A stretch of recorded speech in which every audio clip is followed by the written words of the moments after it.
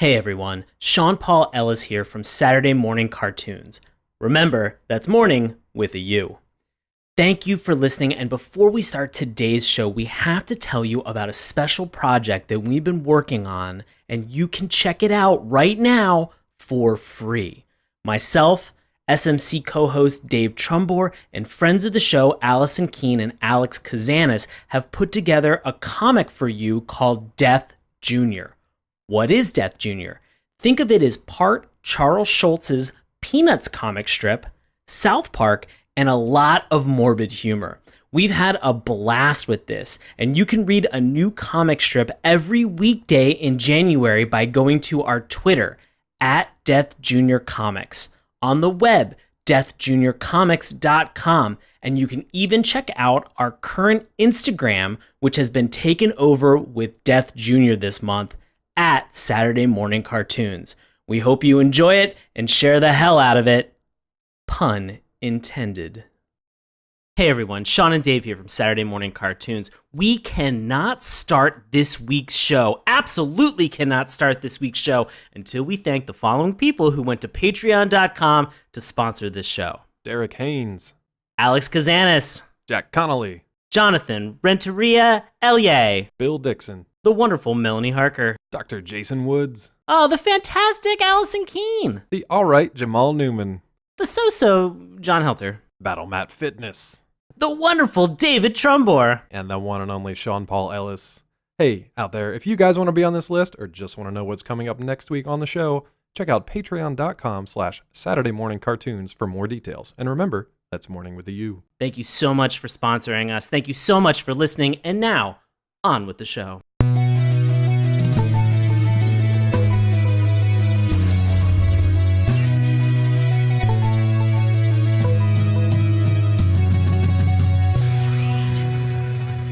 Hello and welcome to Saturday Morning Cartoons, the weekly podcast that revisits, reviews, and ridicules some of the world's weirdest animated series.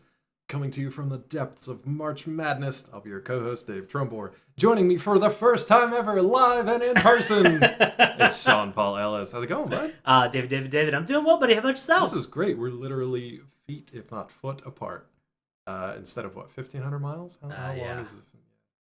I think the first time ever, 200-ish episodes. Yeah, 195 episodes, Yep. and this is the first time that not the first time that we've been able to record in the same space, but it's the first time that we've been together and actually been like, we should record an episode together in the same place. We're here in the same zip code, in the same abode, literally recording on the same mic. So if there's any problems, it's that mic. It's all my fault. Watch this be the one episode that gets lost. Damn it. But no, we did watch together Darkwing Duck back in the day. We were talking about this earlier. We watched Darkwing Duck live together and then could not muster the energy to talk about that particular episode. For some reason, because we watched it with a group of friends. Yeah. And with the idea of we would record the podcast with a couple friends around us so that as we're joking and we're goofing on the show, and we could have some reactions that they could kind of enjoy and take part in the experience. These are all friends of ours from college. Yeah, it would have been like a live audience. And so we thought, lucky day, this will be great. Yeah. And we watched Darkwing, and it was such a downer and a bummer for some reason. And we just all looked at each other and thought, oh, no, this is probably not a great idea. It's like, let's just pass. It was one of the weirdest viewing experiences ever because we were all watching it and just nobody laughed, nobody had any comments, nobody had anything to say. And it's amazing because everybody had fond memories of the show. Everybody had great nostalgic anchor points in their brains to think this is going to be a wonderful experience. And look at us. What a great shared experience. Yeah. Oh, no. The best laid plans. But the connective tissue here is that was a Disney cartoon. And now we are in March Madness. And if you guys have been following along for the last few years, we usually do a theme month around March Madness. So what was it, 2 years ago? We did Pocket Monster March Madness. Right. So we did sort of like Pokemon and Monster Rancher and Digimon. And go back and listen to that sweet episodes. And then last year, to Sean's chagrin, we did Mecha March Madness. Not to my chagrin. It delighted it's just me. Because you and Tony hated on Neon Genesis Evangelion. Really for 90 minutes. And then we sent Sean Chibi Gundam models to put together. Yep. Yeah. So if you'd like to get Sean anything, any gift, anytime, Ah. Chibi Gundam models. Preferably the snap together ones that he has to paint himself. I didn't paint it. It was actually just like decals. Definitely get him the ones he has to paint himself. Son of a bitch. Yep. Yeah. So what are we doing this month? What's this theme month that we're going to pit cartoons against each other in bloody combat? Oh, man. This is kind of weird because we were trying to think of groupings of cartoons that we had watched and that we knew enough about. Yeah. And it turns out that there is an entire cavalcade of Disney cartoons. Yeah. Either Disney cartoons that were from a movie and then adapted into the small screen, or sort of standalone Disney properties that came about on the Disney Channel as a part of like a series of cartoons or sort of like an OK cartoons, but on Disney.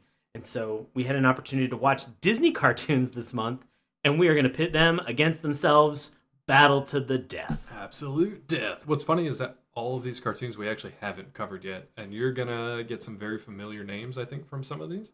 So it's kind of surprising to me that we haven't covered them yet. But who's up tonight? Who's first on the chopping block? Oh, man. We have Goof Troop, which is seated up against Bonkers. Ooh.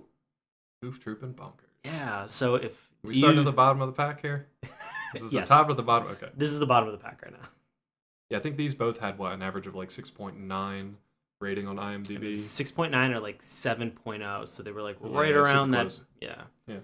Right around that bottom of it. So if you are not familiar with Goof Troop is an American animated comedy television series produced by Walt Disney Television Animation, created by Mike Peraza. The main series of 65 episodes aired in the first-run syndication from 1992 to 1993 on the Disney Afternoon Programming block, while an additional 13 episodes aired on Saturday morning on ABC. A Christmas special was produced, which aired in syndication on November 1st, 1992. Walt Disney Pictures released 2 films based on the television series, a theatrical A Goofy Movie released in 1995, as well as a direct-to-video sequel and television series finale, An Extremely Goofy Movie, released on February 29th, 2000. I didn't think of this ahead of time, but I should have worn my Goofy... What is that? What was the concert in the Goofy Movie, or Extremely Goofy Movie? Oh my, I don't even remember, but I know I sent you the t-shirt. Yeah, I have the t-shirt, and I didn't think of it until right now. That's something Volt. The guy's name is. But anyway, did you watch these shows back in the early 90s? Particular show? I watched a lot of Goof Troop. A lot of Goof Troop. Yeah, this was great for me to kind of revisit and recap. Memories? Yeah. So you had the Disney Channel growing up? I did. Did you not? I can't remember. I can't remember if I watched it like at home if we had the Disney Channel, or if it was one of those things where I don't think I would have been in daycare at this point. So if I was at like my aunt's house or whatever for the weekend, they had Disney Channel, or if it was like, I know Allison only got to watch Disney Channel when they had that like free preview weekend or whatever it was. Yeah. They would have like one free weekend a year where they would advertise Disney Channel and then they would shut it back off.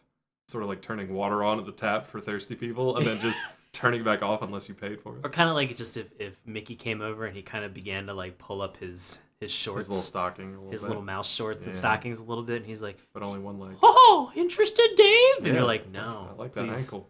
Please don't. I mean, I was into it. Please don't show me that mouse ankle. It's real gangly.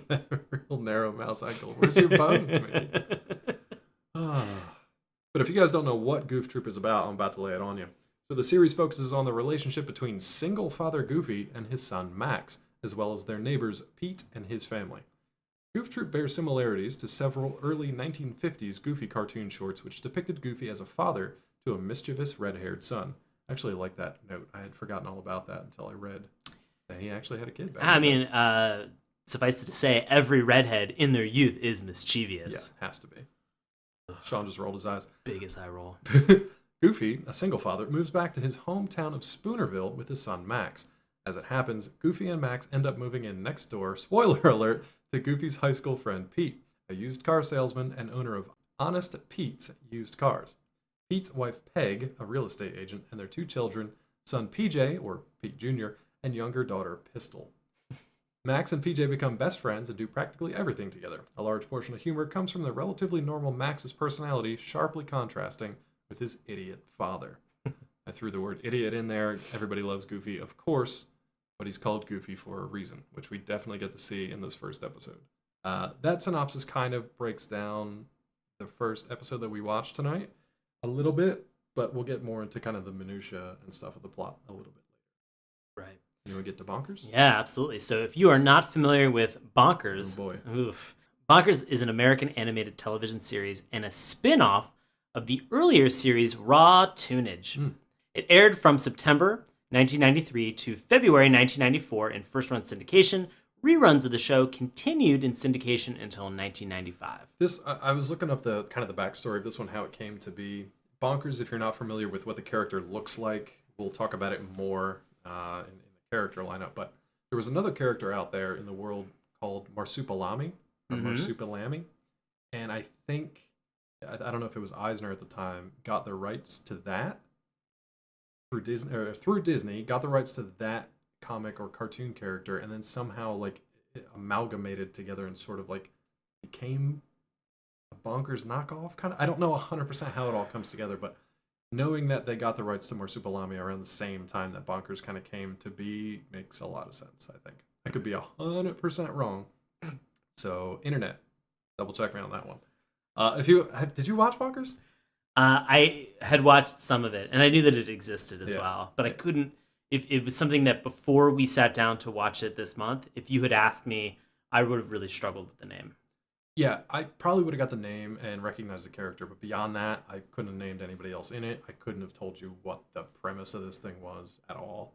And when we talk about the theme song, I think you'll understand why. And I think after watching it for also tonight, watching it, yeah. I probably would struggle to be able to tell you what the show's about. It's weird. I'm kind of pulled in two directions on this. There's like, we'll talk about it, but there's ideas that I like. It's the execution that I didn't really like. Sure. So there's ideas that I think had merit and could have done something interesting with. But speaking of those ideas, so the synopsis for Bonkers. The premise of the series was that Bonkers D. Bobcat, an anthropomorphic bobcat who is a popular cartoon star, had washed out of show business and, of course, became a cop. He was made the junior partner of Detective Lucky Piquel, spelled Piquel, a grim and ill-tempered human who hates tunes. If this is starting to sound familiar like maybe some other movie that you've seen, just hold on there, we'll get to that. Throughout the series, the pair worked together to solve crimes in Hollywood, California. Bonkers repeatedly tried to win Piquel's praise, but usually just ended up ruining missions with his antics. After multiple episodes of working with Bonkers, Piquel was given an FBI job in Washington, D.C., and with great glee was finally able to leave Bonkers. At the end of the, quote, lucky episodes, Bonkers was given a new partner, the attractive officer Miranda Wright. Now, if you watch the intro, there's a whole bunch of crazy shit going on, and then at the end, this like hot blonde chick just like pops up, and you're just like, wait a minute, who the fuck is that? And I did not remember her at all until I read this plot synopsis. Huh. But unfortunately, we are in the very, very early days of Bonkers for these episodes tonight, so we did not meet Officer Miranda Wright. Great pun on the name. Right. Right. Miranda writes. Yeah.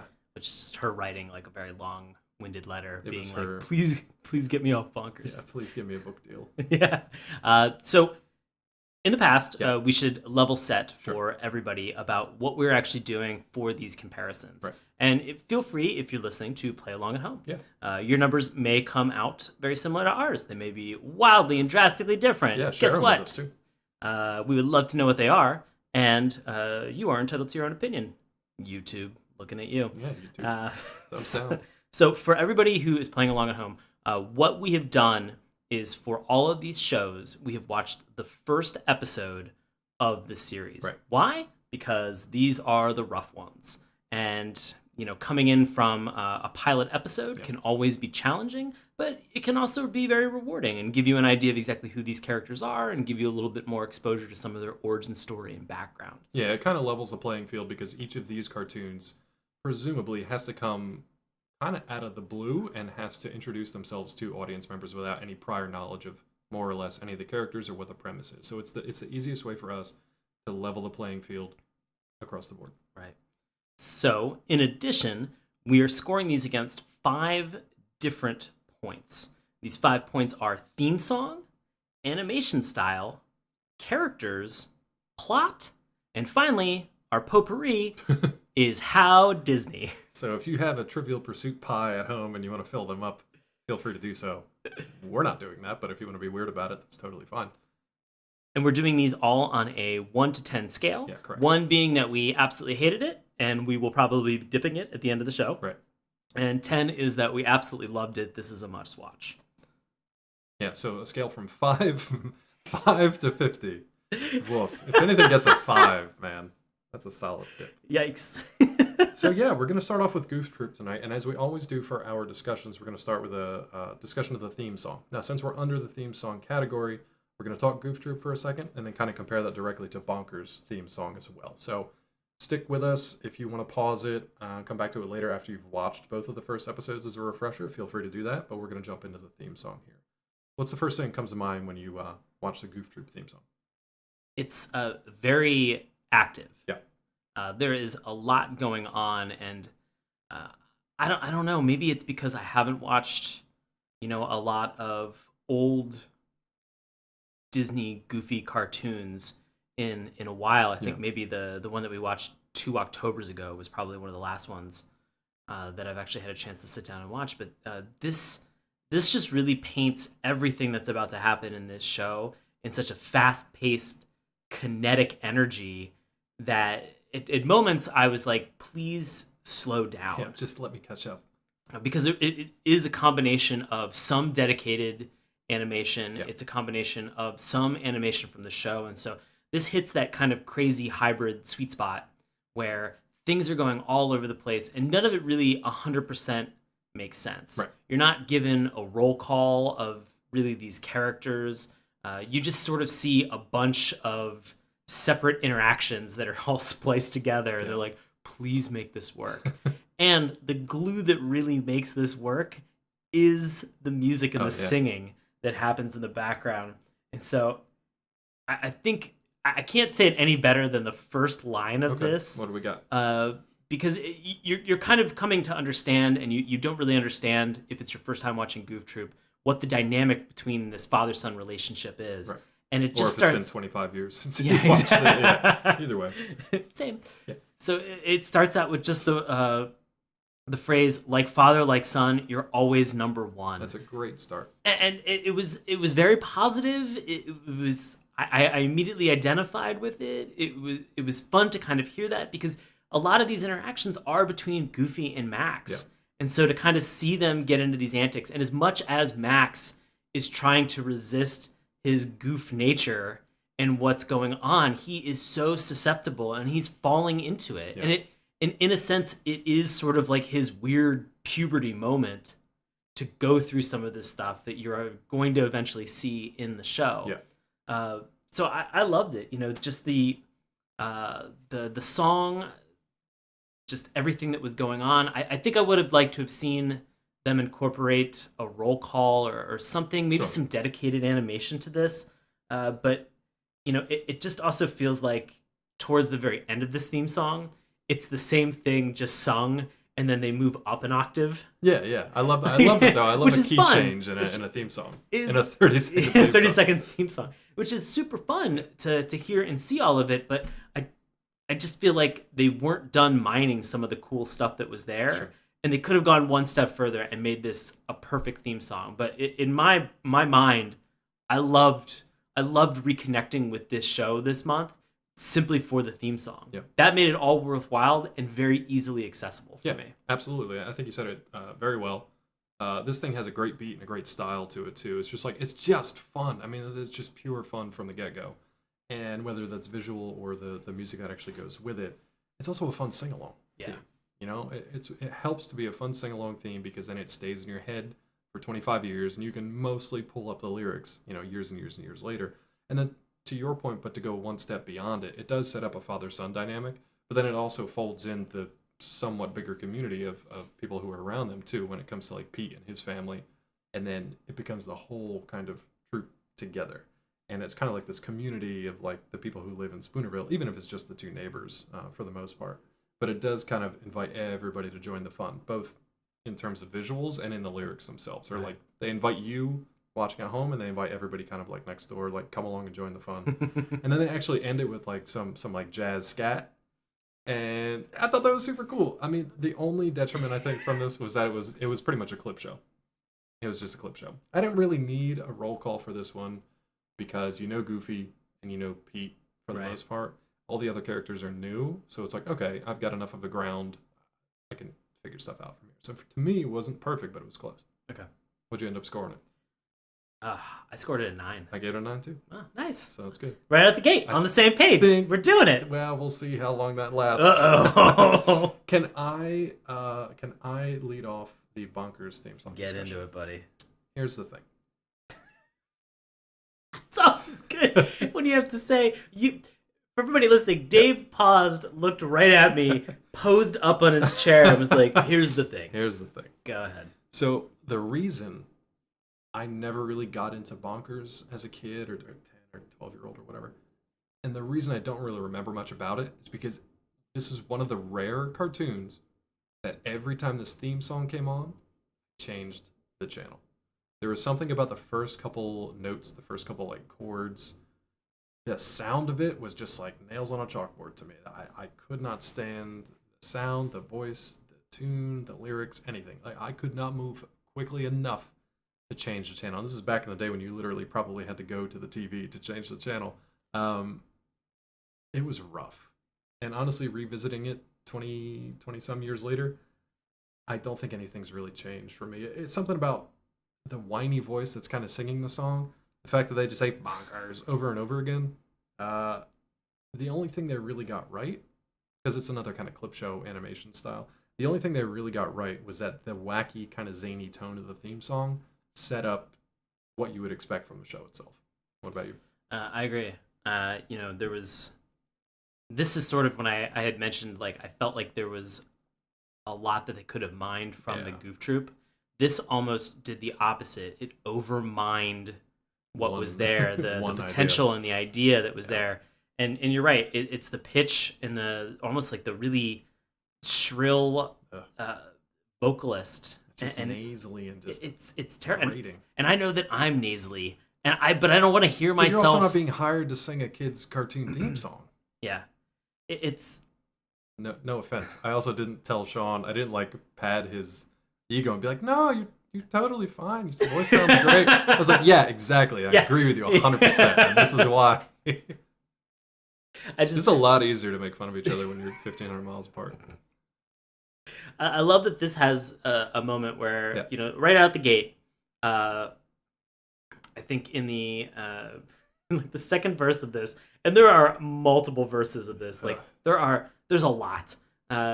The line that really kind of struck me as being sort of fun is now he makes a living downtown walking on a brand new beat. And that's like when he becomes a cop. A beat cop, yeah. Slipping through the new day, tripping on a two-way, ticket down a one-way street, beep, beep, beep. That was probably... I enjoyed some of it. Sure. And there were moments... And I think you're right. I think it's the energy that you see in this theme song that translates really well into actual bonkers, crazy kind of kinetic style. And I dug that, and I'm glad to see that it set that tone. But other than that, I agree with you. It was hard to watch. And it's not really singable. It's not super memorable because it is just kind of either the fast lyrics and then just bonkers over and over again. I don't know, man. What'd you score this one? Well, as a final note, I love the moment where they just go, "I hope he gets there on time." I don't think I ever made it to that point as a kid, but as an adult, it was a real struggle not to just turn this off and give up and just start talking about Bitcoins instead, like we threatened to do. We are shut down this podcast. Yep. And this is going to be a podcast that now just focuses on dissecting the Bonkers theme song to the very end of the universe. Every week. We'll find something new. Different verse. We've got same as the first. Yep. I gave this a 6. Fuck. A 6? Yeah. I give it a 2. Oh, Jesus. Look, and my reasoning for that, the only reason it got a 2 was that the style of the theme song kind of matched the style of the show. It didn't really... It introduced the show on that level, but that was it for me. The reason I knocked it so much is because I can't think of another theme song that we've covered on this show or I've watched and listened to in my life that actually made me turn the channel. Bots Masters? I think I think I only had to watch that for the show. I don't think I ever had a chance to watch that growing up, or I don't Okay. remember watching it growing up, really. So you're saying it's getting I would rather listen to Botsmasters than Bonkers again. Wow. 100%. So you're Z saying Boys. this is getting demerits because of the nostalgia associated with it. Look, a 5 or a 6 to me for this theme song means that it wasn't great, but it did its job, its bare minimum of existing as a theme song. Yeah. Right? But to me, it actually gets marked down because it actively drove me away from watching the rest of the cartoon. Like, a theme song is supposed to bring you in, set up a story, and then just get you into the action of it. This did none of those for me. It actually pushed me away. So for me, it loses points for that. 2. Gotcha. A 2. 2. All right, let's go back to the good stuff. That good. What do we got? What do we got in Goof Troop? We're on animation style now. Now, this is going to get a little tricky, I think, throughout the month because we're talking all Disney cartoons, right? And most of these are going to come from like probably early mid 90s, maybe. It's going to be tough to kind of separate these out. So, what stood out to you for the animation style for Goof Troop? Like, what was notable? What was different? What was worthwhile? I think what was worthwhile was the animation style for the kids. Mm-hmm.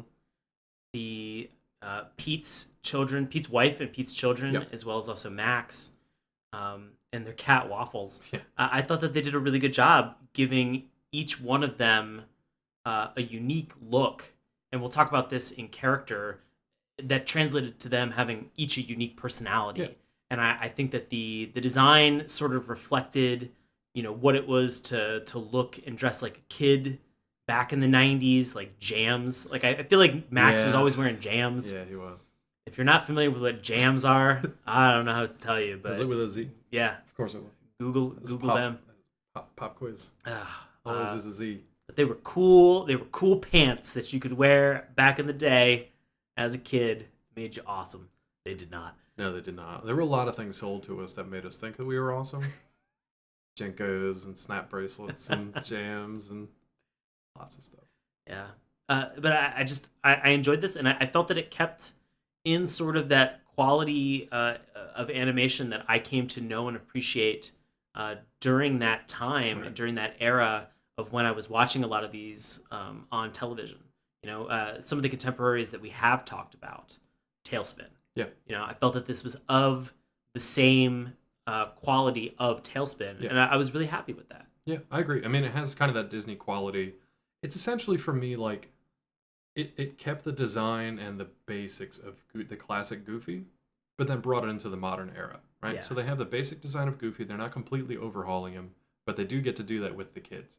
So they get to envision a new mini Goofy. They get to envision 2 new, like, mini Petes. And they get to change their styles. I love the fact that you bring up that their wardrobe pretty much kind of like reflects their kind of outlook, their style, their personality a little bit. And that's a nice touch. And they get to do that because they're creating these new characters from scratch, but they're kind of keeping the classic look of the old ones too, which I thought was pretty cool. As far as the overall animation style, the designs are a little bit cleaner, but the action's a lot smoother than like something from the 50s. And there's a lot going on in these episodes. They're still kind of wacky and wild, but the transitions are smoother, the energy is a little higher. It all flows together really well. So, honestly, I thought it was very well done, but there was nothing that really stood out to me as like a wow moment or just like, oh, that really separates it from the pack. But it was good. Yeah. It kind of reminded me of sort of the energy. Did you ever watch? It was the Walt Disney short that they had with Goofy, The Art of Skiing. Yeah. There was so much about this that reminded me of The Art of Skiing. All the environmental stuff. All the kind of wacky, goofy hijinks. Yeah. I'll never forget like the idea that he has all those hot water bottles like underneath his bed as he's sleeping, and it's like a flowing waterbed the entire time. And these things are so fun, but I mean that's like who Goofy's personality is. And I think they do a great job of translating that from these old shorts and from some of these more modern cartoons into something that's a dedicated standalone for Goofy, as well as also evolving the franchise and including all of these new and unique people who are in his life. Absolutely. And when I say environmental stuff, I don't mean like green pro environment. I mean like literally things in their environment that they use and that become sort of like props or things that act. But yeah, I mean also background stuff. Like they do a crazy wild job with perspective in this with like making houses seem way bigger than they are. Yeah. Pete's boat that's in the Yeah, yard that was a cool scene. seems like it's like a That's a small good one. Titanic that's like, just like sitting next to their house. Yeah. I mean, they really do a weird job of playing and fucking with the distortion of your point of view for this, because these things are almost like fisheye lens exaggerated at moments. And you don't know why, and it's just background shit. Yeah. It's not something that's like in the foreground. It's just they do a pan of like both houses from like one house to the other. Yeah. And you see all of this environment, and you wonder like, why does the boat look like it's fisheye lens, and the like house? Busta Rhymes video. Yeah. But the one thing that actually did play into the plot though, which was cool, and I think you mentioned it, was we'll get into this in the plot a little bit, but it basically like Goofy's talking about Pete, and we don't know what Pete's been up to. We know Goofy's kind of on some hard times, but we don't know what Pete's been up to, and it cuts to Pete, presumably in his like yacht, fishing off the front of it in this like paradise somewhere, and you're like, oh, okay, I guess he's doing pretty well for himself. And then it pans back just a little bit, and it reveals that he's basically got like a little model of himself in this boat, so that it's his setup of like his ideal location and where he should be. I'm not saying he's like fallen on hard times. He's still doing pretty well for himself, but he's not in the middle of his own like private lake somewhere with his like $1 million yacht. But that was a cool animation trick that they kind of played on. So that was pretty neat. What'd you end up scoring the animation style for Goof? I give the animation style an 8. Oh, okay. I give it a 7. So I think that's pretty acceptable. Is Bonkers animation style acceptable? What was I smoking when I gave it this score? Okay, we'll find out. No, I think that it is. I think that it is a really high quality in terms of the actual animation style. If you're not familiar with the Bonkers the Bobcat character, I'll be honest with you, I don't really know what an animated bobcat looks like. Not this. I mean, we could talk about this. Yeah, he's got deedly bobs. Yeah, I don't understand what the deedly bobs are. I don't either. Are they look like their ears, but they look like almost antennas. Yeah. But they're bigger and they're fluffier. This is where if you go look up Bonkers the Bobcat and look up Marsupilami, you'll see where the kind of comparisons cross over, because they're both kind of like vaguely yellow or orange colored with black spots, and they're kind of furry cat creatures, but for some reason they have deedly bobs. That can't quite be explained. Yeah. So that's his design. But I mean, I think, in terms of this cartoon, I think is unique by contrast to Goof Troop, that they actually have human characters. Right. They actually have they have men and they have women and they have actual human characters with 5 fingers, that are in this, to contrast these toon counterparts. If, again, this is sounding very similar to a certain movie that you may have watched that was out during this point in time. I think it had been out for what? I don't remember when. I think it was like a late. If you're not familiar with Who Framed Roger Rabbit, exactly. like there are so many similarities that Bonkers pulls and draws from, and is directly inspired by as a character. Who Framed Roger Rabbit. But the animation style for this is good. It's pretty top notch, and again, just like Goof Troop, there is so much stuff that is going on here, and it's smooth. Yeah. Like, I don't see any jank. I don't see any moments where I'm thinking to myself like, ooh, maybe they don't do that pan, or maybe they don't do that thing. Yeah. And the characters that are in here, oddly enough, the character that they have, Pical, Lucky Pical, I love it. Great name. Yeah. Reminds me a lot of Batman the Animated Series Bullock. Yeah, 100%. He reminds me so much of Bullock, and they did such a great job. Bullock's actually in better shape. Somehow.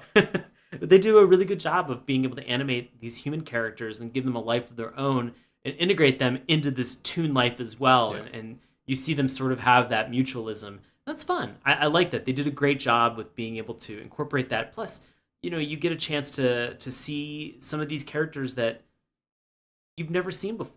Bonkers the Bobcat was in this, what was it, Toon Sewage? Raw tunage. Basically Raw Sewage. The same. Yeah. Was in Raw Sewage. You can get sick from either one of those. Was in cartoon norovirus. And so they had all of this stuff that was there. If this character and if that show kind of went over your head, you have an opportunity to really kind of get into, sort of the ins and outs of this particular character and the people that are around them. And they do a great job of fleshing out that environment they did. and all that space. Absolutely. And without getting too much into the characters themselves, The design of all the characters, honestly, for me, with the exception of Bonkers, were great. I loved Lucky. It was like, yeah, he looked like Bullock. He looked like, what was it, Sam from Spawn? It's kind of that, like, your typical just fat, kind of like overweight and stodgy kind of police detective. Yeah. His belly Dunlops over his belt, that kind of thing. But I like that approach because it's not like, he's not a super soldier. He's not Captain America out there running around and solving cases and saving the day. He's like this schlubby, overworked, overweight detective just trying to do his best. He's Carl Winslow out there. He's not, Captain America. So I love that they designed kind of this like fat, schlubby guy to be essentially the like co-lead of the series. Plus his kind of like ponderousness and kind of grumpy attitude works really well with this crazily animated, psychotic character. And it's fun to realize that, his original partner before Bonkers was Steve Urkel. Yeah, it makes a lot more sense when that comes into play. But I love the design of the other characters they have, though, too. Mm-hmm. So again, much like Who Framed Roger Rabbit, Bonkers has a lot of cartoon pals. So they're either other characters like Fall Apart Rabbit, who's, I think, probably my favorite thing from this show. What a great name, by the way, Fall Apart Rabbit. The other characters that are around him, to like cute little cartoon versions of like sirens and police radios and stools and brooms and just like anything that exists in a cartoon world, it now has eyes and a mouth and can hop around. That's a great design. Honestly, this thing got extra points from me because of two things. The character design for the villain, known as the Collector. It was a really, really creepy and effective villain in this first episode. This is a two-parter. We're mostly going to talk about the first part. The first part, it was actually terrifying. Like, for me, it was super scary, and that would scared the shit out of me as a kid because they have this animation shift that happens at this point. And this is what really earned the extra bump for me. They go from kind of this bright and sunny cartoon Hollywood world into like the sewers and into like a sort of American Tail or Rats of Nim kind of style of animation. Everything gets like very dense and dark and almost realistic to a point, and it's super creepy when you watch this happen. So that, to me, it earned an extra point because they did something different that really stood out. Anything else from animation style for Bonkers? What'd you end up scoring this? I ended up actually giving this an 8 as well. I gave it an 8, yeah. Nice. All right, speaking of characters, we're going to go back to Goof Troop here for a second. So we've kind of got our main characters, but what's been dressed up from their original iterations in this one for Goofy and Pete? I mean, we've got Goofy, who is, he's a little bit more of a father figure, but he's still just as irresponsible and absent-minded as he ever had, as and love him. And he's been able to sort of incorporate that into his relationship with his son. Yeah. And we'll talk a little bit more sort of about your introduction to Max, and just the whole meatball ping pong scene that they have is really cute. Yeah. Like you get to see a bunch of nice father-son moments, and that's good. And it's a different side of a character who was just like a complete goofball and always was like very slapsticky and tripping over stuff. Is a whole other side. Oh no, trust me, that's still it's still there. 100% there. It's just an additional side where you get to see him like with his son, even if he's a complete goof, honestly, for lack of a better word. But I love these characters for Max, and I love PJ and Pistol, and even Peg. Peg was great. I thought Pete's the whole wife. Pete family, and even what they did with Pete himself, because it's tough to go from, Goofy's kind of the hero, even if he doesn't really know what he's doing, and Pete's the antagonist who's trying to ruin the day in the classic cartoons. So now you're trying to bring everybody together and put them in like a suburb and make them function as like a community. Like, how do you have a protagonist and an antagonist in that? But Pete still is. Right. He's still an antagonist for pretty much everybody in this thing. He's antagonizing his wife, which we'll get to in the plot. Antagonizing his children? His children. Definitely Goofy and Max. And then to a point, like even himself, he like has a moment of realization at the end of this first episode where he's like, wait a minute, what am I doing? Yeah. And he has this moment which completely gets turned end over end again. But yeah, he's a pretty solid antagonist, just in a more sitcom-y kind of way. And I think that what really sold all of these characters, I mentioned about the design in our last section, but these characters, just their personalities, each one of them had personalities that were unique and distinct. Like, I mean, you could almost sum up a majority of these characters in one word. Goofy, you'd probably just say Goofy. You just got it. Yeah. Absent-minded. Max was really brave. Yeah. You know, he was a kid that wanted to try stuff out, you know, regardless of whether or not it was going to be a bad thing. He kind of wanted to break the rules a little bit at some points, but you know, he was looking to kind of have fun. He was looking to be a kid. We don't get too much of that until kind of midway through or towards the end. We get a hint of it, but it was really well done when it finally broke through. You get a really nice, fun moment where you can tell that he's embarrassed by his dad. Yeah. And, you know, anybody who has, hopefully everybody has a good to okay relationship with their dad. Yeah. Or any kind of like mentor or father figure. I'm sure they do Exactly. some things that probably have embarrassed you in your life. And so you get to see Max do all of this and kind of go through this process of just embarrassment. And who hasn't been there with a role model, a parent figure, a mentor, anybody that's been in your life that is an older guiding hand who hasn't embarrassed you at some point. And then the worst part of that is you see yourself doing the things that they do that embarrass you, but you catch yourself doing it. Yep. You catch yourself becoming your kind of worst nightmare, and that's one of the more frustrating things. But it's an interesting kind of like awareness as you get older that you're like, oh, yeah, shit. I'm becoming... oh, no. Oh, no. I'm a goof. Yeah, there's a great moment that Max kind of has with that. He kind of stumbles into some stuff, and he ends up looking like a weird alien, and that's kind of his first introduction with PJ. I thought their first introduction was actually colder than I had remembered it, because they're kind of not sizing each other up, but they're both kind of like nervous and a little embarrassed, and they don't really know what's happening. So they're not like fast friends. They don't just like slap hands and are just like, we're best friends now. Let's go play with trucks. I thought it was perfect. Yeah. I really thought that it was perfect. You know, again, these characters, you get PJ, who is he's unsure. Yeah. You know, he's shy. And he's very like controlled by his dad. His dad pretty much tells him what to do or not to do at any given moment. Pistol is extremely high strung. She's great. She's playing with worms all the time. Yeah. And to that scene, you get Peg, and you see the contrast in terms of her being a friend versus being a mother. An authority figure. And just see that authority just to wash your hands. Like, it's great. It's crazy. It's a crazy, like, dual personality persona that she wears that she can flash back and forth in this character, and it's super fun to see. And then probably my favorite is Pete. Okay. Just to see him go through this intense anxiety.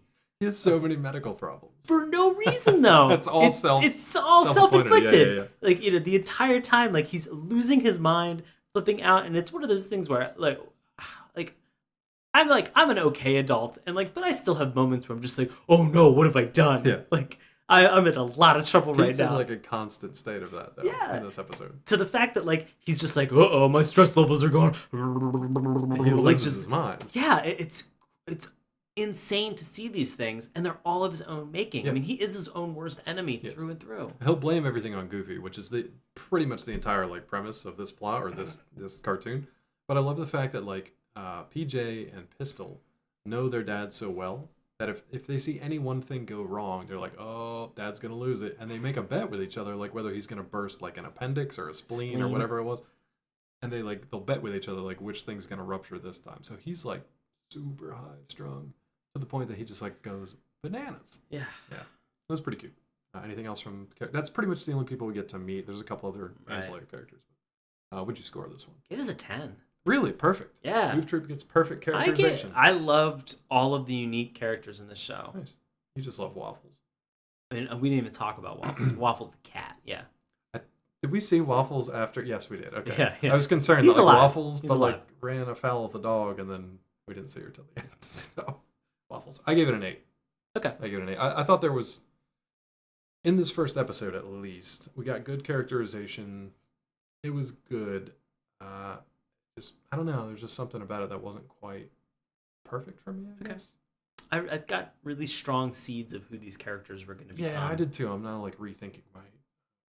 Remember that we can go back and we can change these after the discussion. Speaking of characters, how about Bonkers the Bobcat and all the characters? Oh, boy.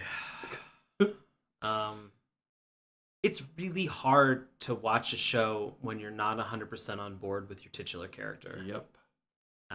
Looking at you, Jimmy Neutron. Jimmy Jerktron. Every time. I feel... My impression was I enjoyed all of the supporting characters Yeah. in the show. And then Bonkers really could have not been in this program, Yep. and I would have really enjoyed it. I would have watched this like Lucky and his wife and his kid just like solving crimes together. Yeah. Like that would have been great.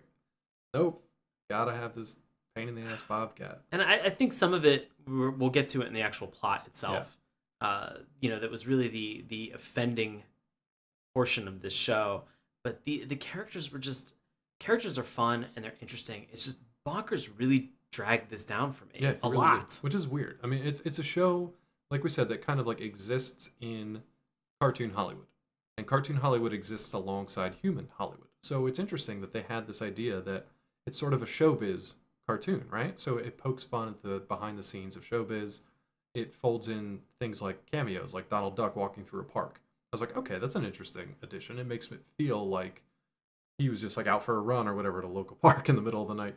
But it makes it feel like it's a world that any of these other cartoon characters can show up. I thought that was neat. But every time Bonkers is on the scene, it's just a scene I don't want to watch. Like, I loved the idea. I loved all the other characters that were around him. Fall Apart Rabbit, like I mentioned earlier, is one of the funniest damn things to me. Just the concept of him. Jitters is a great character that we Who is meet this? for like 2 seconds. He's the kind of looks like a koala in a suit, but he's like, I guess, he's very nervous. Who is that? I'll have to. Yeah, look him up because I don't think I even remember that. Okay. Maybe I just missed his name. But I love Fall Apart Rabbit, who's essentially Bonkers' stunt double. He calls him his best friend, but he's essentially a stunt double who, whenever Bonkers, while he was filming the cartoon, spoiler alert before it was canceled, while he was filming the cartoon, Fall Apart Rabbit would come in and then just take the hit for Bonkers, essentially. So pieces of him are literally just falling apart as the cartoon goes on. Then they have other things like Fawn Deer, which is kind of his. Oh yeah, okay. So Jitter's a dog, and who was a Mad Hatter, right? Yeah. A bunch of like random cameos and cartoon characters that look like we've seen them before, but they're original. Fawn Deer was great as like a sort of leading lady kind of character. And then the human characters, I really liked Lucky. I thought Lucky was great. The police chief reminded me of Commandant Lassard. From Police Academy. Yeah, 100%. Yeah. I like the other cartoon like assistants and stuff that Bonkers had. I like not the siren so much, but I like the police radio. I thought that was kind of cute. But again, straight out of Who Framed Roger Rabbit. What I really liked is the Collector. Yeah. And Mr. Doodles, his little like Igor assistant. Collector I thought was super cool, and I'll talk more about it in the plot. But essentially, you've got a Freddy Krueger like villain who has super sharp pencils for fingers on one hand that he uses to like do quick sketches and then stab them or rip them apart, and on the other hand he has pencil sharpeners, which is just like, it sounds really stupid as I'm saying it, but if you actually watch how it's depicted in the show, it's super creepy, man. Like, this is like really creepy level Doctor Doom kind of cartoon villainy level. He has like glowing red eyes. He's kind of a mishmash of all different cartoon animals. You can't quite tell what he is. He's kind of like a combination of a bunch of things. And he's always in the dark. And he's got real nefarious plans. I thought he was super cool. He's really the only reason that I gave this cartoon the score that I did for this category. Oh, really? Yeah. He took it up a next level, but the rest of it, Bonkers really dragged the rest of this bunch down. Anybody else that stood out to you? No? No. Would you score this one? This is 6. I gave it a 6 too. And at least 2 or 3 of those points were from the Collector. Yeah. Yeah.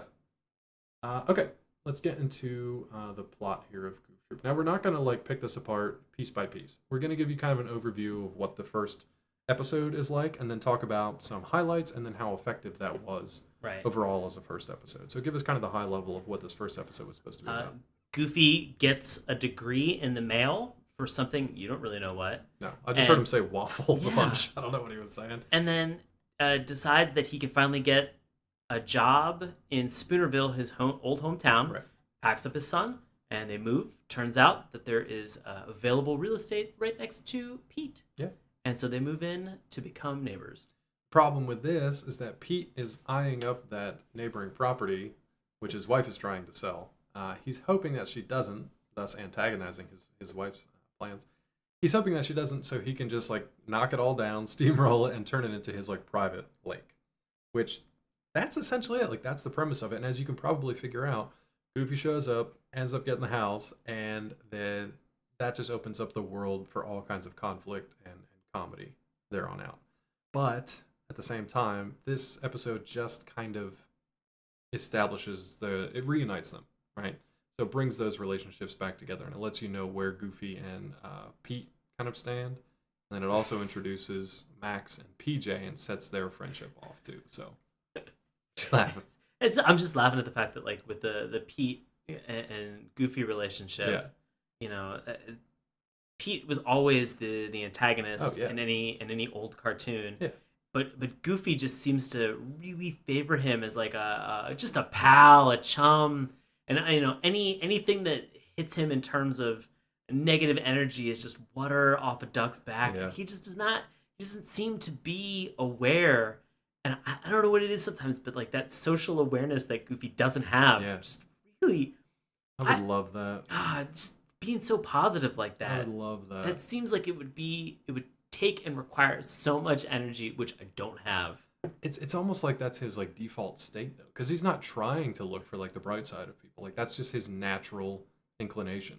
He's so, I guess you can say, naive, to the point that nothing anyone does he sees as like a slight against him. There's a point, and this made me actually laugh out loud. There's a point where Pete finds out that Goofy is moving to Spoonerville. He calls him from a payphone. And Pete obviously doesn't want this to happen, especially not before the house is sold, so he can turn his that property into his own lake.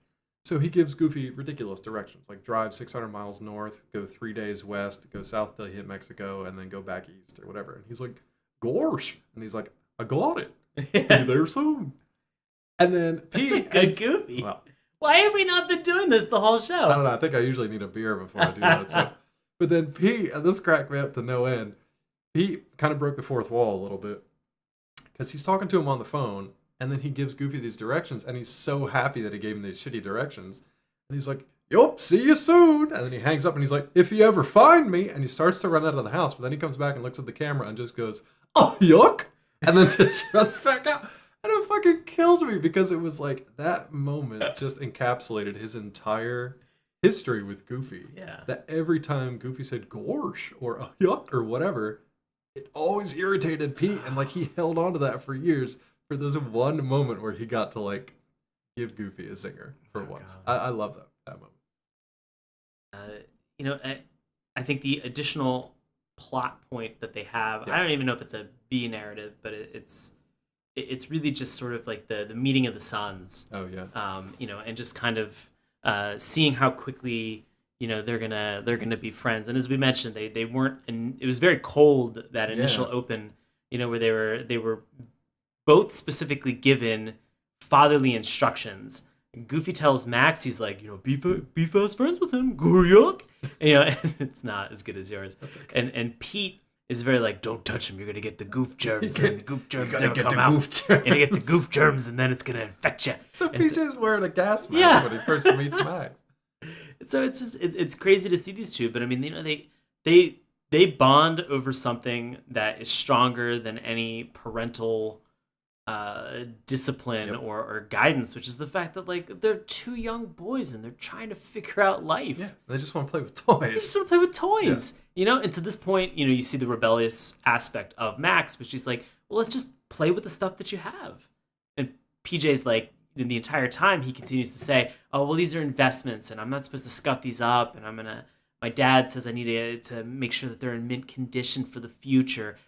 Who gives a shit? You're a kid. You want to play with these things. You don't buy cool crap to have it sit in a room and never touch it. I mean, granted, probably a lot of people who are listening to this are comic book collectors or 100%. card collectors. Yeah, I know that I personally have tons of stuff myself that I don't touch or play with, but like, but as a kid, you want to touch that stuff. I love that Max, though, he like still respects that, weirdly. He's just like, okay, I don't really get it, but I kind of get it, so let me find a workaround. Right. And that's what he does. He doesn't just say, let's defy your dad's orders and rules, and let's just do this anyway. What he says was, he's looking at a tank that's like basically like under glass, like vacuum sealed or whatever, little remote control toy tank. And PJ says his dad said he could never play with it because it'll either get dirt in the treads, or it'll get leaves in the gears, or it'll get carpet lint in the street dust, like anything. So then Max like looks and he's like, did he say anything about the walls or ceilings? And PJ's like, no, come to think of it, he didn't. So it's like he finds that loophole and he's like, yes. And that it's kind of, it builds to the point where it ends, where this little toy tank is just like on suction cups, just like puckering the entirety of the walls and ceiling of the house. Just a super cute moment for those two. It was kind of like their meet cute where they actually get to like bond together. For me, what I thought was like completely insane was the final few moments where Pete gets driven so insane by the what about Bob nature virtue of Goofy being in the house under the same roof as him and essentially ruining all of Pete's plans, that he rushes out, gets the moving van, drives it back. I think one of my favorite lines other than that first one was he tells the moving guy to like step on it, like let's go. And the guy's like, I don't want to break Mr. Goofy's dishes. And Pete screams sanity before crockery and then just like throws them out and just takes off. And then he grabs the entire Goof family and throws them into their house. In the middle of the night while they're sleeping. Picks them up, cat and everything, throws them into their house. And to your point, like you said earlier, Goofy thinks this is just like the greatest thing on earth. He's like, oh, I can't believe my buddy Pete did this for me. And now I get to now I got my own house with all my stuff. All our stuff! Yeah. Super cute. I don't know why it came out like a Jerry stuff. Hey, look, it's all our stuff. got all our stuff. Isn't that crazy? What's the deal with moving? So, and then in the end, Pete has this final realization where he's just like, I finally got him out of the house. And he's like, oh, I got him out of the house. Now I just have to get him out of the neighborhood, like out of Spoonerville. And he's like, okay, cool. That I can do because now I can finally go to sleep and I can rest and I can recover. My blood pressure will come down. No. But no. No. What's Goofy up to? In this final 2 seconds, you just hear Goofy be like, all right, Max, time to set up the house. And it just sounds like a construction zone plus a war zone at the same time in Spoonerville. Yeah. And it just jerks Pete up out of like that attempted nap, that attempted 2 minutes of sleep that he has. That's it. Oh, crazy. Anything else from this episode overall, or any specifics? No. How'd this one rank for you? I gave this a 7. I would have liked to have seen some more in terms of the reason why Goofy moved back. That was really sort of shoveled in there. Yeah. Because I don't understand what Goofy does or what the degree. Or what they were doing before, or why they moved there. Or... And I know that this is like a really weird point to say, but like I don't understand why Goofy is a single father. I think this might be one of the things that they address in one of the movies. Yeah. I can't remember the specifics. Because they do all the mom and dad stuff in movies. I don't know why that sounded gross when I said it. It did sound gross. But I only say that because stop. When we did All Grown Up, we had the moments where we talked about with Rugrats with the Mr. Finster, finding his new wife, and that happened in Rugrats. What was it? Rugrats in Paris. Look at How to Train Your Dragon. I mean, spoiler alert: the stuff that goes down with what's his name's mom and dad are in 2 different episodes. So one's all about the mom, one's all about the dad. So it's weird they do that in movies, I guess, for like that big emotional punch. And yeah, they do it again with Goof Troop. That was a knock for me too. I ended up giving this a 6 because I thought it set the rest of the series up very well, but it felt like that setup. It didn't feel like an organic kind of like episode in the overall series, if that makes sense. It felt kind of like a setup in that they rushed to get all the pieces in place, and then we're like, cool, now on the next episode we'll actually see how they all function together. Right. It was fun, don't get me wrong. I love seeing everybody kind of come together, but it just felt like it was almost like a prequel to the series itself. Like, did I need to see them actually move to Spoonerville, or could they all have just been living there and just had a weird clash between the 2 families? Yeah. I'm excited though at the point that there are 64 additional episodes. Yeah. Plenty of story to mine. Sure. One final fact for Goof Troop. I did like. It looked like in the beginning that Goofy and Max were living in a trailer, sort of like maybe by like a lake and like somewhere rural. I wasn't quite sure what was happening. And then it's weirdly revealed as they drive away that they were just like in this RV sandwiched between 2 giant apartment buildings with a weird like farm, like a curtain, like a giant backdrop. Yeah. For some reason, like out in the countryside, but it was just like in the middle of the city with all this like smog and stuff. It's just a weird reveal for something that you didn't talk about at all. Just a strange thing to include. So for me, it was a 6. It was okay for a first episode. Could have been better. What about Bonkity Bonk? Oh boy. Oh, here we go.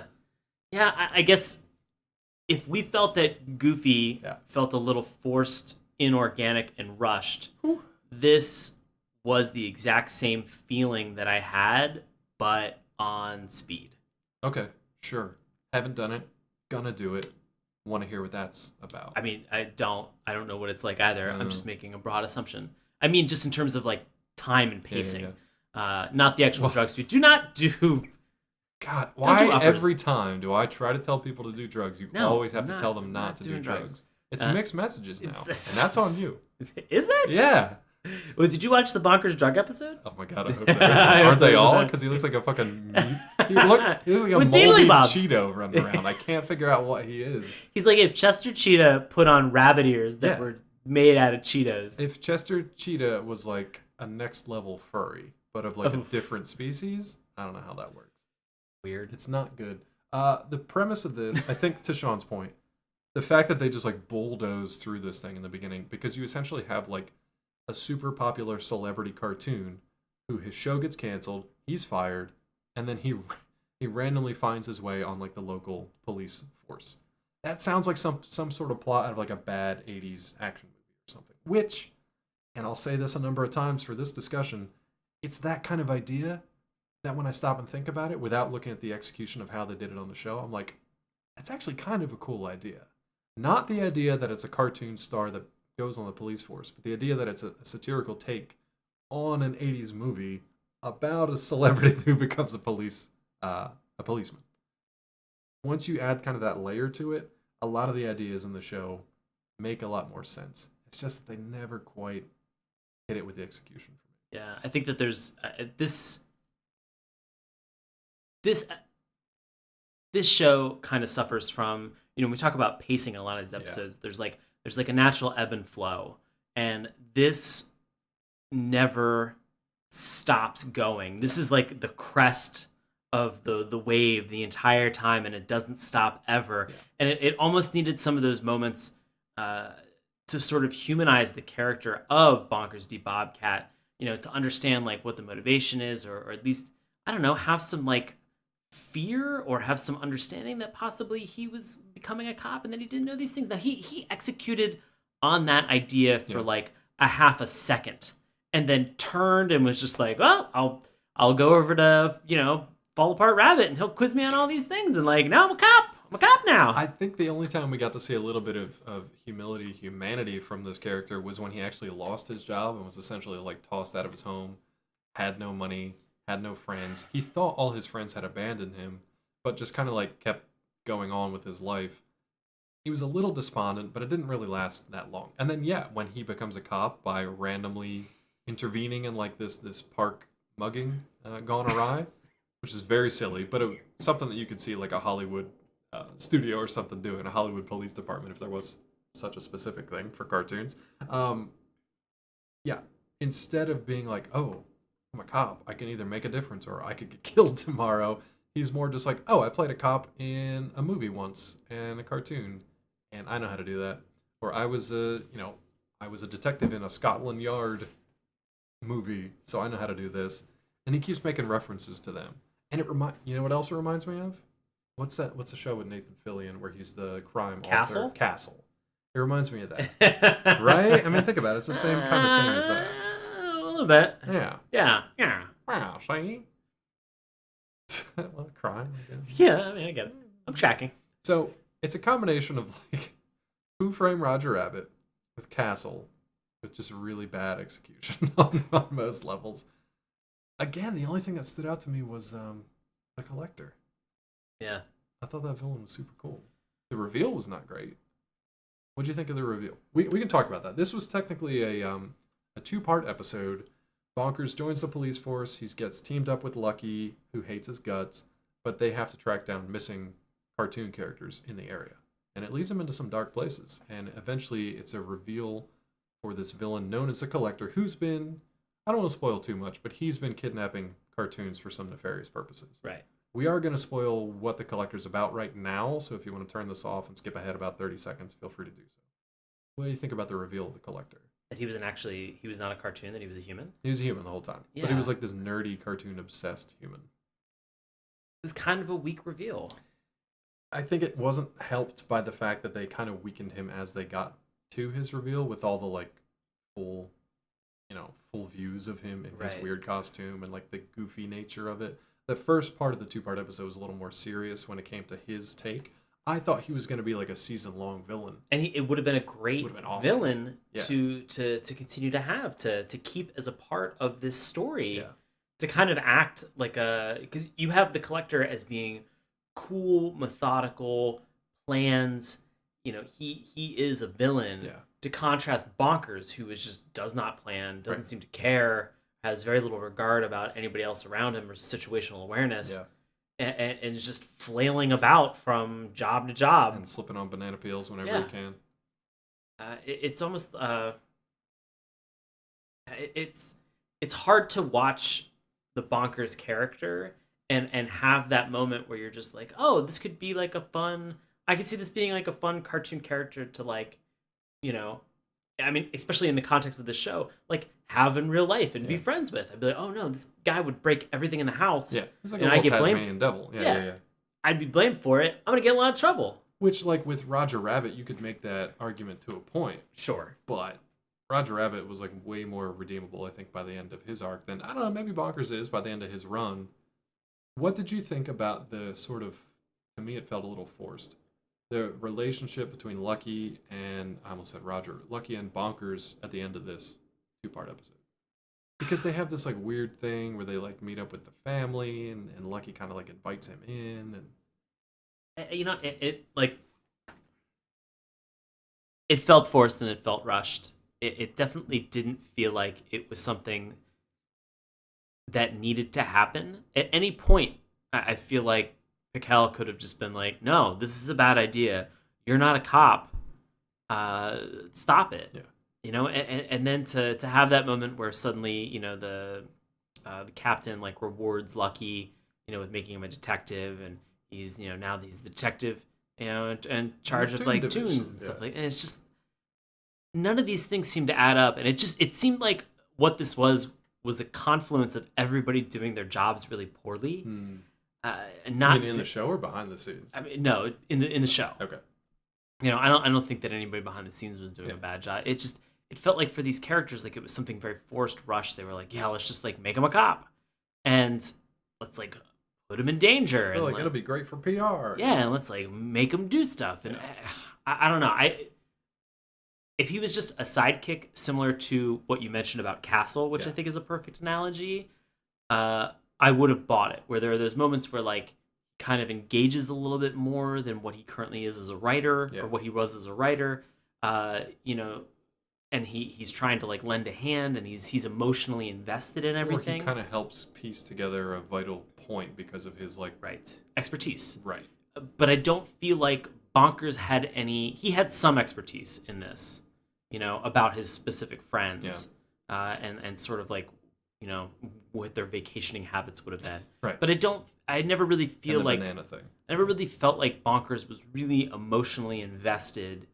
He just sort of seemed like that friend in college that just bounces around from opportunity to opportunity, but doesn't have the sarcastic personality, and is still very naive in their thinking, and is just happy to be there and show up and participate. And you're like, no, maybe have like some drive or a goal, or like, what do you want to do? He's like, I just want to do whatever's here. It's like, that wasn't the question. But I'm Bonkers the Bobcat. If this would have been voiced by Bobcat Goldthwait, I think it would have been perfect show. Okay with it. 50. 50 out of 50. 50 out of 50. What's funny, I think Bobcat and Lucky were both voiced by Jim Cummings. Did I get that right? I think so, yeah. I think so, which I really prefer Lucky, the version of Lucky's voice. Bonkers, can't do it. Anything else from the plot of this? Let's score this. How do you rank it? I give it a 5. I gave it a 7. Probably more for idea. Yeah, kind of.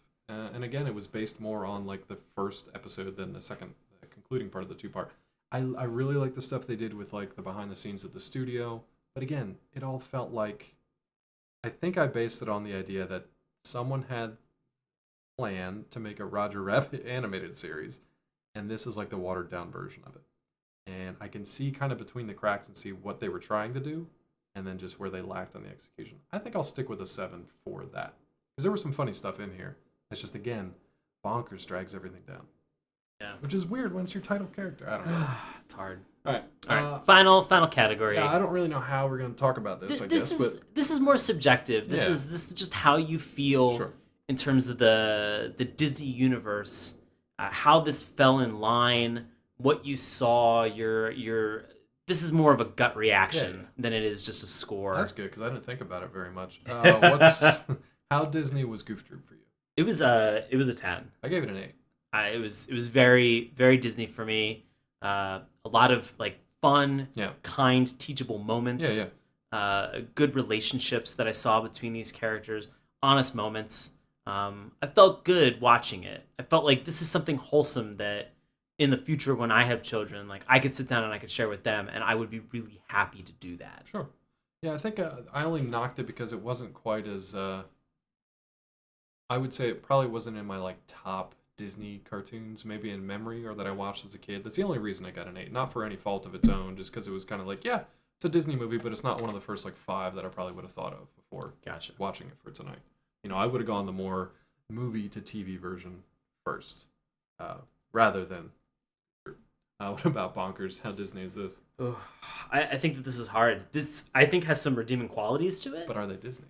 I mean, I'll say this. You get 2 characters from Alice in Wonderland who show up, and you get Donald Duck, who makes a cameo. Is that enough? I gave it a 7. You gave it a 7? Okay. I give it a 4 because it's not like, it's an original Disney creation, but it feels like it's borrowed from a lot of other things. The Warner Brothers kind of... tune sewage. And sewage. Raw tuna sewage. It borrowed from like Marsupilami, and it borrowed from Roger Rabbit, and it borrowed from Castle, which came 25 years or 15 years later. It just feels like a mishmash of all different other things, like the studio system and this kind of Laurel and Hardy buddy cop comedy thing. It just didn't feel Disney. Bonkers is way down the bottom of the list. If you ask me, like, Disney cartoons from the 90s, I wouldn't be like, Bonkers to Bobcat. Like, no. Way down at the bottom. So for me, I think it's a 4. Okay. What's your total for Goof Troop? Oh boy, my total for Goof Troop. Time for maths, kids. 44. Nice. Tally yours up at home. Yeah. I guess mine's a 38. Did I add that right? Seems right. 38 is good. We'll see how it's all relative, but we'll see how it stacks up at the end of the month. What about Bonkers? Oh boy. I give this a 32. This is a 27 for me. So. Okay. Right out of the gates, I'm the hard ass on the Disney cartoons. Hey, I mean, we're within like maybe 4 or 5 points. Yeah, it's probably with only 2 of us. It's hard to say what the law of averages works out to, but that's not bad for our first run. I think for Disney Madness. Hopefully, you guys at home played along too. Feel free to tweet us your scores for both of these. Let us know if we're woefully inaccurate on either one of those, or if we're pretty close to what you guys thought too. And don't fret if we haven't talked about your favorite cartoon of Disney shows yet, because we'll. Got a lot of months. We got a lot of weeks left in this month, and we'll get to it soon. Hey, thanks for joining me in my own actual house. Hey, thank you. Hey, welcome. Yeah. I guess to finally cap this. Recommend them, huh? Do we want to recommend these? Well, what about Goof Troop? I mean, I definitely recommend Goof Troop. You recommend Goof Troop? Yeah. I recommend Goof Troop, too. I'd say go back and check it out. I thought it was going to be more about just like the community stuff. Maybe it gets to be like that in later episodes. I'd kind of like to go back and watch some more, though, because it's definitely a feel-good. What about Bonkers? I do not recommend this, but I don't give it the dip. So it's not like Roger Rabbit. It's not like Roger Rabbit. Damn it. Yeah, sorry. I can't recommend it either. Again, I like the idea that they were going for is just go watch Roger Rabbit and then watch a Castle marathon. Done. Yeah. Then watch Marsupilami, I guess. Watch like early seasons of Castle. Yeah, early seasons. Early seasons. Yeah. They had Nathan Fillion. I mean, that's just our opinion, though, right? Right. That's just our opinion. But hey, guess what? Turns out you. Oh boy, do you guys have opinions.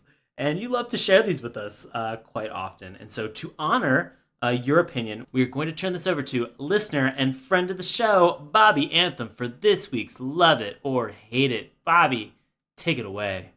This week's Love It was written by Inspector Dark on August 21st, 2001. The review is called A True Cartoon That Had Humor, and the inspector says, by far, Goofy is the best when it comes to comedy at the Disney. This show was very good and well done. Goofy, Pete, Max, and PJ gave Goof Troop the style it need to fit the lineup of DuckTales and Tailspin. Too bad Disney has a habit of killing something that is good, but I am glad they gave Goofy a chance. And Our Hate It was written by Dr. Quidam on November 27th, 2011, who gave the show a rating of 2 out of 10 in a review titled, "One of the lamest shows of all time." The good doctor said, "The art, perhaps one of the ugliest kinds of animation I have ever seen. The characters have no clear poses or facial expressions, and the frame rate is very awkward. The backgrounds have really crappy colors too, and way too much pink, purple, blue, and orange. Ew, their voices, they just make my ears bleed. Sometimes you can't even understand what the characters are saying. The stories? What stories? The dialogue? If you want to hear all the flaws of cartoon script writing summed up in every single episode, lame puns, inappropriate lines for most of the characters, this show is for you. I think I don't need to say anything else about it. It's really god-awful." This Love It was written by Chuck Blues on August 8th, 2002. His review is titled, "It's Just Crazy Corny Fun, What a Cartoon is Supposed to Be." Chuck says, "Bonkers is just old-fashioned silliness. It pokes fun at cartoons and old detective movies and movie industry decision-making, all in the style of Abbott and Costello, with corny jokes and puns.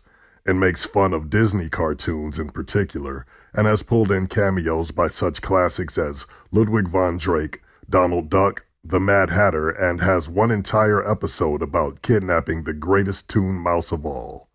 The puns are never-ending, with characters' names such as Lucky's wife, Dill Pickle, or Bonkers' second partner, Miranda Wright. The toon slapstick is also non-stop, such as the time they catch a toon imposter with the banana test, because no true toon can resist slipping on a banana. This show is not educational any more than Marx Brothers. It is just plain corny humor, which is, in my humble opinion, what a cartoon is supposed to be." And Our Hate It was written by Cool Guy 7 on February 14th, 2000. His review is titled, "This Show Makes Beavis and Butthead Seem Educational." The Cool Guy says, "I watched an episode of this show when it was brand new. I thought it was pretty stupid. I can't understand why some children, and possibly some adults, actually like it. What is Bonkers supposed to be anyway? So here's a note to all you parents out there. Don't let your children watch this show. It will just rot their brains. I recommend that they watch a show like DuckTales or Goof Troop." I did not expect the Bonkers Hate It to be a hidden Goof Troop Love It in disguise. That just kind of, it's the way it worked out, man. Sometimes it's internet kismet. It's just cartoon kismet. Cartoon kismet. Lovely. Hey, we got a lot more Disney March Madness coming up, but what do you have coming up the next couple of weeks, Ben? Oh my god. And I pointed at you in real time. I know, this is crazy. Yeah. This is crazy. Guys, I perform live improv comedy in Washington, D.C. with a group that's called Nox. That's NOX exclamation point. You can find tickets and times witdc.org, and I'm always on the Turs and the Instas at Sean Paul Ellis. I didn't even comment on it in real time. I just Shrugged. closed my eyes and shook my head at him because he can see it and feel it for real. If you're interested in following me on Twitter, you can do so at Dr. Claw MD. You can also find me on Collider.com, Nerdist.com, and DaveDrumboard.com. If you want to follow this little show right here, we would love it if you'd head to our Patreon page, patreon.com/Saturday Morning Cartoons. Remember, that's morning with a U. You can also follow us on our website, SaturdayMorningCartoons.com. Keep up with us on Twitter at MorningTunes. Check out Sean's Gramdy work. God damn it, on our Instagram page. Keep the conversation going on Facebook. Definitely not on YouTube, though. And listen to our free audio podcast each and every week through YouTube, iTunes, Stitcher, and Google Play. As always, we'd love to hear your scores for Disney March Madness. Send them to us, SaturdayMorningCartoons@gmail.com. You want to give them a little tease about what's coming up next week, or do you want to make them subscribe to our Patreon? Oh man, we can tease if You they've wanna do made a it to little tease? if they've made it to this point in the show, they deserve a little bit of a tease. We're going to give you a little something extra here, guys. But normally, this is something special for our Patreon members, so they get a newsletter each and every month to let us know and let them know what's coming up in the next couple of weeks. You got a little special treat just for hanging in there. If we were to give people a little bit of a tease, it would be, what if we took weird parts of The Lion King? Oh God, like severed? Yeah. Like, what if we stitched them together Oh, no. into its own dedicated show versus possibly some people from Duckburg? I would honestly have no effing clue. If I didn't already know what they were, I would have no clue what these. I don't think I ever watched these cartoons. I know that I watched one of them. Really? Yeah. You want to tell people what they are? We're going to be Quack Pack and Timon and Pumbaa. I have no clue what either of those are. I mean, I can figure them out from what you said and stitching together lion parts, but like, Quack Pack? Is that just like a knockoff of like Goof Troop? I honestly have no idea. I guess we'll find out next week. Yeah. If you guys are fans of Quack Pack, Timon and Pumbaa, yikes, let us know, because we're going to be putting them head to head next week. Probably going to be severed lion parts everywhere. Thank you guys so much for listening. We'll see you next time. Hey, everybody. Thanks a lot for listening to Saturday Morning Cartoons. Now, if you'll excuse me, I have to transform and roll out.